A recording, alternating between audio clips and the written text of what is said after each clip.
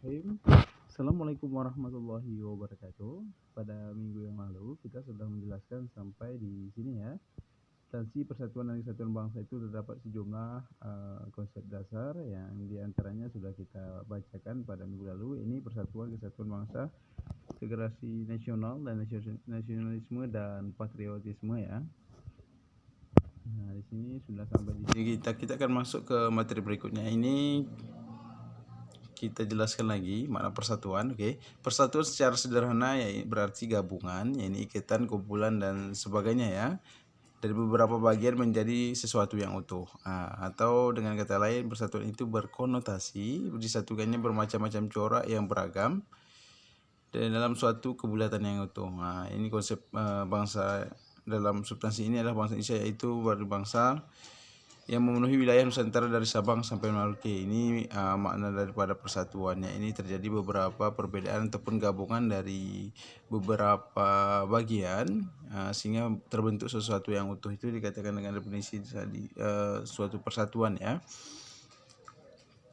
Dan kata ini adalah biasanya kumpulannya ini berkonotasinya ya, saling berkesinambungan satu sama lain. Ya, ini ketika ada persatuan bangsa dari Sabang sampai Merauke ini menjadi satu, maka itu disebut dengan persatuan. Nah, ini juga boleh kita lihat nanti isi tabel ini, nanti untuk kedepannya mungkin kita akan membuatkan soal bisa dilihat di layar ini bahwa perwujudan Kepulauan Nusantara sebagai satu kesatuan ekonomi. Ini kita bisa lihat di sini. Yang pertama, perwujudan Kepulauan Nusantara sebagai satu kesatuan ekonomi. Yang pertama kita harus mengetahui bahwa kekayaan wilayah Nusantara itu baik potensial maupun efektif adalah modal dan milik bersama bangsa. Jadi bahwa kekayaan wilayah Nusantara ya, ini wilayah kesatuan Republik Indonesia ya, ini terdiri daripada sumber daya alam kita yang melimpah, kekayaan yang luar biasa, terdiri dari daratan, gunung maupun dari lautan ya, yang semuanya itu adalah merupakan salah satu kekayaan yang ada di wilayah Nusantara kita dari Sabang sampai Merauke.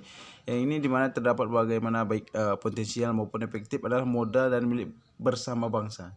Ini adalah sebetulnya milik bangsa semua, dan keperluan hidup sehari-hari harus tersedia merata di seluruh wilayah tanah air. Seharusnya seperti ini yang harus kita terapkan di negara kita, walaupun sekarang mungkin terapkannya tidak secara merata sekali, tapi bagaimana pemerintah terus berusaha memberikan yang terbaik sehingga bisa tercapai sampai ke ujung-ujung di pulau-pulau di setiap wilayah Indonesia. Jadi dengan adanya seperti kekayaan alam itu, semuanya itu adalah milik bangsa kita sendiri.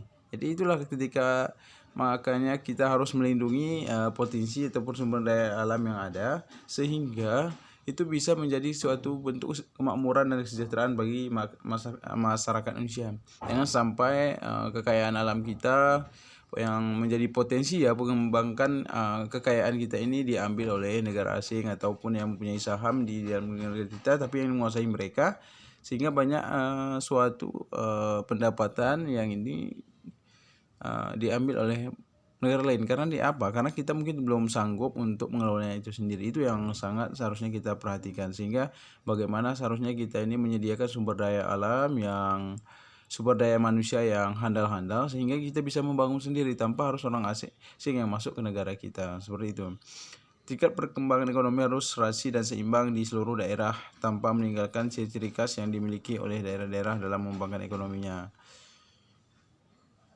Jadi kalau misalkan tingkat perkembangan yang ada di daerah ataupun ekonomi itu harus serasi dan seimbang di seluruh daerah. Jadi tingkat perkembangan ekonomi ini kalau bisa dari Sabang sampai Merauke, tingkat perkembangan ekonominya maupun daerah-daerah itu bisa kalau bisa merata ya, dan harus serasi seimbang dengan seluruh daerah ya. Ini walaupun mungkin di daerahnya mungkin yang belum terlalu maju, tapi bagaimana perkembangan ekonomi itu bisa berjalan dan seimbang sehingga bisa nanti mengikuti daerah-daerah lain yang lebih maju seperti itu, tanpa meninggalkan ciri khas yang dimiliki oleh daerah-daerah mengembangkan ekonominya. Di sini bagaimana kita tingkat pengembangan ekonomi ini, kita juga tidak bisa salah satunya menghilangkan ciri-ciri khas ataupun budaya-budaya setempat yang menjadi kebiasaan, ciri khas bagi bangsa ataupun daerah itu sendiri.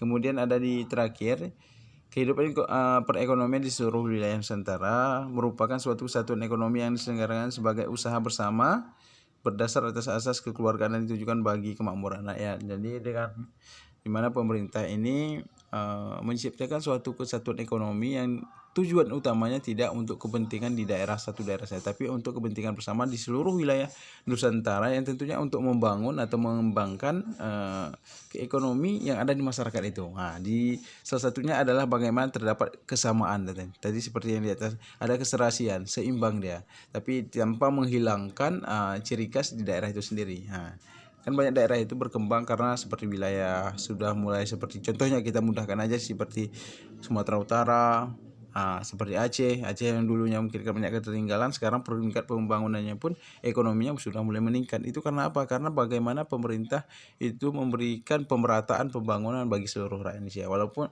wilayah di daerah Nusantara.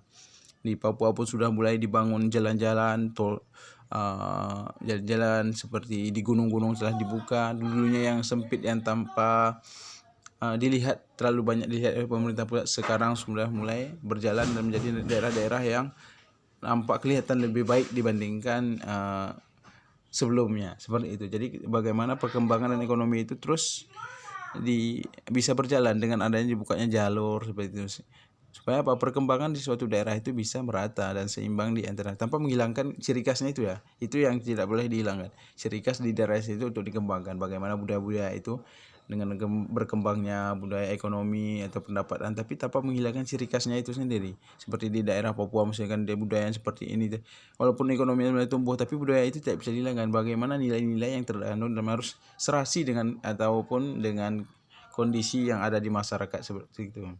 Kemudian karakteristik kesatuan berdasarkan wawasan Nusantara. Yang pertama harus yang kita ketahui adalah negara kepulauan ini yang pengertiannya adalah suatu wilayah lautan yang ditaburi pulau-pulau besar dan kecil. Nah, kita tahu ya, negara kepulauan sebagai negara kepulauan, Indonesia memiliki suatu wilayah lautan yang ditaburi pulau-pulau besar, yang ada pulau-pulau yang besar, ada yang kecil, itu kita sudah tahu semua. Kemudian konsep utamanya adalah menunggalnya wilayah laut, darat, dan wilayah udara.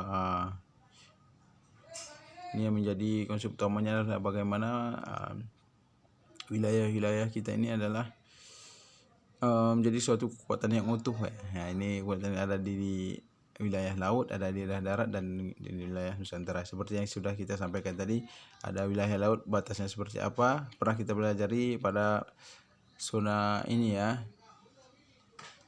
ekonomi eksklusif. Itu seperti daerah laut yang batasnya berapa kilometer, juga kalau udara juga berapa wilayah kesatuannya. Kita seperti sudah pernah pelajari sebelumnya, seperti 30 lebih kurang dari 36.000 mil ya ke atas kilometer. Kemudian laut dan perairan merupakan wilayah pokok, bukan pelengkap ya, karena kita sebagai di wilayah negara kesatuan Republik Indonesia ini dikelilingi oleh lautan semua. Nah, jadi dikelilingi laut, setiap pulau itu dikelilingi lautan, bukan sebagai laut itu hanya sebagai pelengkap. Berbeda dengan negara-negara lain yang hanya bagian pinggirnya mungkin dapat lautan, tapi kita enggak, kita dikelilingi oleh lautan semua. Kemudian laut merupakan bagian yang tidak bisa pisahkan dari daratan, itu jelas ya, bukan pemisah antara daratan dan pulau yang satu dengan yang lainnya. Bukan salah satunya laut ini sebagai pemisah, tapi merupakan karena wilayah laut itu adalah merupakan bagian-bagian yang terselubung, dan sehingga bisa terhubung antara pulau itu dengan pulau yang lain, antara daratan satu dengan daratan lain yang dibatasi oleh laut mungkin. Nah, seperti perbedaan pulau Sumatera, Jawa, Kalimantan dan sebagainya. Oke, mungkin cukup sampai di sini, saya akhiri di sini. Assalamualaikum warahmatullahi wabarakatuh.